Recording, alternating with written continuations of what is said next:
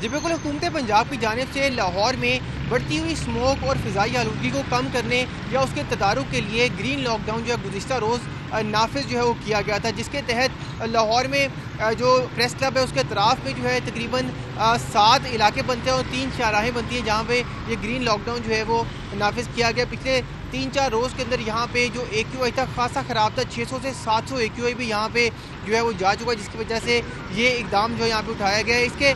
इस green lockdown के तहत जो है यहाँ पे चिंची रिक्शाज़ जो हैं वो यहाँ पे अलाउ जो है वो नहीं होंगे, कमर्शियल जनरेटर्स जो हैं वो नहीं चलाए जाएंगे। इसके अलावा जो ओपन जो बारबेक्यू होता है वो भी नहीं होगा जहाँ पे कोयले और लकड़ियाँ जलाई जाती हैं।